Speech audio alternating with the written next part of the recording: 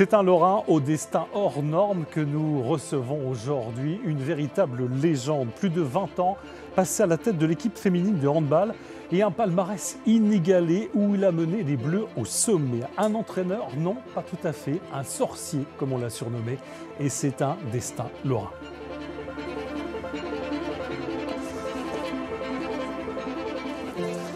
Bonjour Olivier Crumbles, ravi de vous accueillir. Quel palmarès, on va en parler.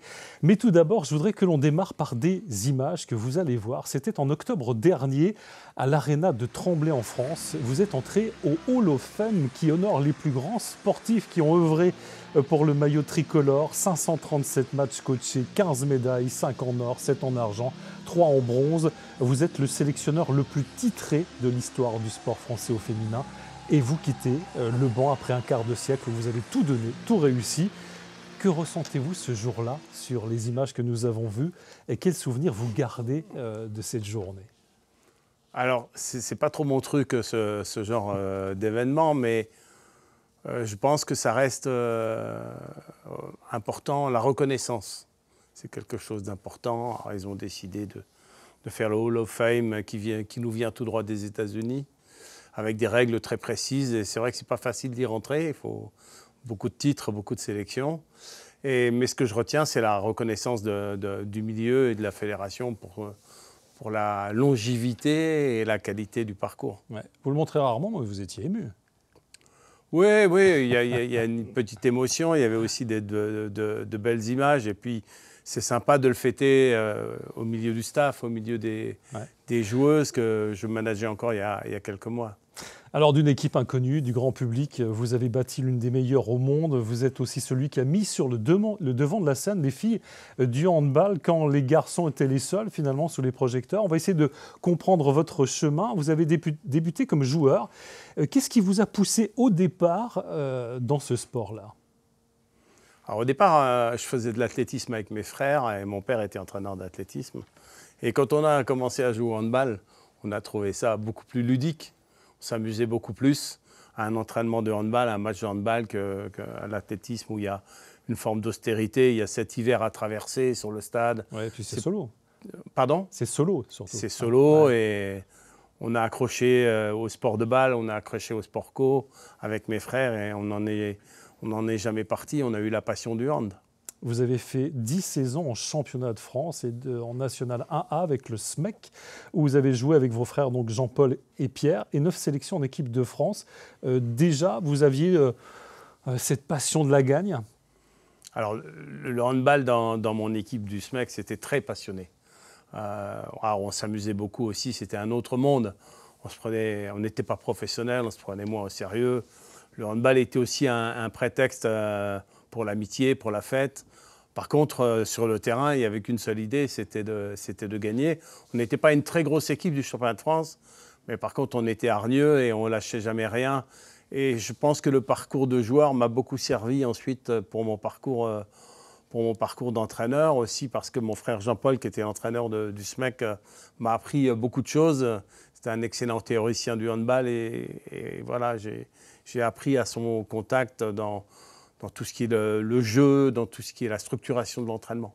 Alors, justement, en 86, vous faites la bascule puisque vous allez devenir entraîneur et vous entrez dans le monde du handball féminin. Vous avez 28 ans, vous prenez les rênes de l'ASPTT de Metz. Quel était le déclic ?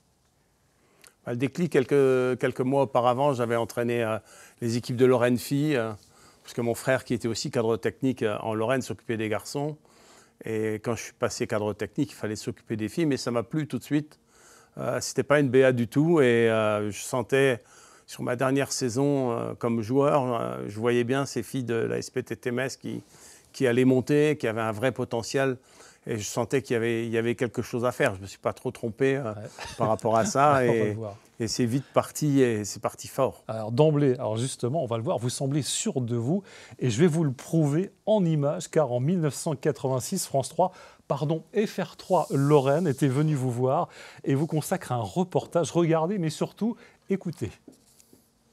Expérience surtout pour un groupe soudé autour d'un même plaisir de jouer et pour un homme, le Benjamin des Crumples, qui a pris en main au début de la saison les destinées de l'équipe. Je pense que la principale qualité vient du fait que nous avons un groupe d'une dizaine de filles qui a de bonnes qualités physiques et puis qui travaillent quand même pas mal. Par rapport aux autres équipes, je crois que dans le handball féminin, il n'y a pas encore de grandes habitudes de travail.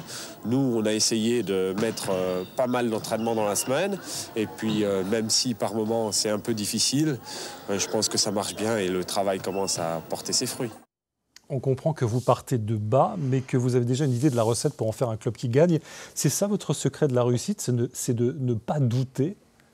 Je pense que c'est important pour un coach d'avoir confiance en soi et d'éviter le doute. Le doute, ça détruit tout. Le doute, la culpabilité, l'angoisse, c'est pas bon ni pour les joueuses ni pour les coachs. Et comme j'ai eu de la réussite assez vite, j'ai pris assez vite confiance en moi.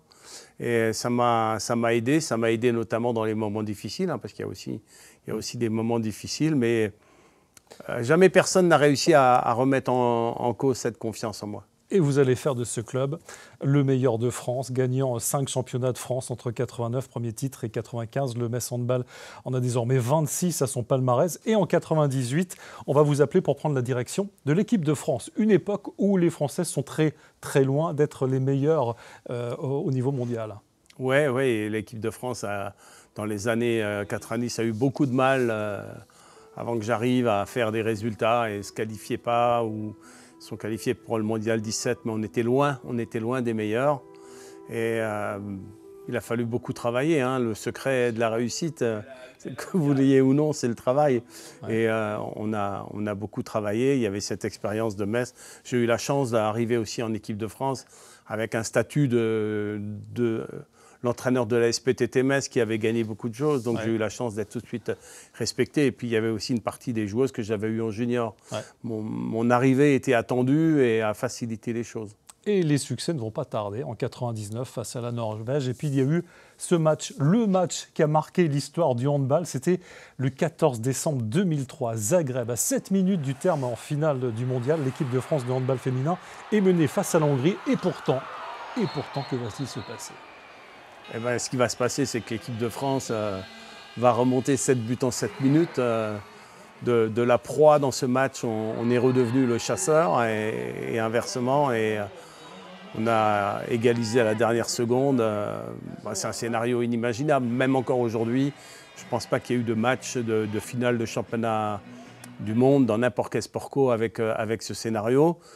À l'extérieur, parce que c'était à Zagreb, mais il n'y avait que des Hongrois dans cette salle. Vous dit, il y a 5 Françaises dans le dos. Oui, il y avait 5 Français, et le reste, c'était des Hongrois qui criaient, qui vociféraient contre nous. Et ça a été un moment tout à fait exceptionnel. Mais peut-être que le moment le plus fondateur, ça reste quand même la finale en Norvège qu'on a perdue en double prolongation en 99. Parce que là, c'était 18 mois après la prise de l'équipe. Et c'était un résultat exceptionnel qui nous a propulsés aux Jeux Olympiques aussi à Sydney. Ouais. Et peut-être que 2003, c'est la confirmation pour cette génération qu'elle était capable de faire de très grandes choses. 15 médailles des Bleus et au moins une en or dans chacune des compétitions majeures, JO, Mondial et Euro. On vous a même surnommé le sorcier. Il y a quand même un couac dans votre parcours. 2013, la fédération vous écarte du banc. Est-ce que vous prenez ça comme un coup de poignard dans le dos ? Oui. On avait fait la finale du championnat du monde en 2009-2011. Je ne pense pas que le départ était ni nécessaire ni justifié. Donc c'est vrai que je l'ai mal vécu, mais ça n'a pas remis en cause la confiance que j'avais en mes capacités. Nul ne peut vous faire ressentir votre infériorité sans votre approbation. Donc, à partir de ce moment-là, j'ai gardé confiance en l'avenir. Alors 3 ans plus tard, la demande des joueuses, et juste avant les JO de Rio, vous êtes rappelé, quelle revanche! Vous dites oui tout de suite ou là vous avez un peu de fierté? Non, moi j'ai dit oui tout de suite. Après, les amis, la famille, certains m'ont dit ne leur rends pas ce service, n'y retourne pas. Il y a de toute façon toujours que des coups à prendre. Mais non, j'avais envie d'y retourner. Et je sentais qu'on pouvait refaire quelque chose ensemble. Et là, je ne me suis pas trompé parce que de 2016 à 2024, le palmarès est vraiment tout à fait incroyable et exceptionnel. Ce sont les joueuses qui ont demandé votre retour. Oui, preuve que ce n'était pas elles qui avaient demandé mon départ en 2013. Vous avez été champion du monde en décembre 2023. Vous aviez fait des Jeux de Paris votre priorité absolue, un ultime objectif. Comment avez-vous vécu ces derniers Jeux à Paris en 2024, l'année dernière ? Ça a été un événement quand même fantastique, extrêmement réussi. C'est les Français qui ont réussi les Jeux Olympiques. Ils ont rempli tous les stades, ils ont encouragé tout en restant sportifs. Il y avait une ambiance extraordinaire. Et nous, on a eu la chance de finir dans le stade à Villeneuve-d'Ascq avec 28 000 spectateurs. Alors certes, on n'a pas gagné, mais on sait, et je sais depuis longtemps que dans le sport de haut niveau, on ne gagne pas toujours. On a eu la chance d'aller jusqu'en finale, de faire une belle médaille d'argent. Ça reste une réussite, même si on rêvait vraiment de gagner ces Jeux Olympiques. Mais on était peut-être plus... Qu'est-ce qui a manqué?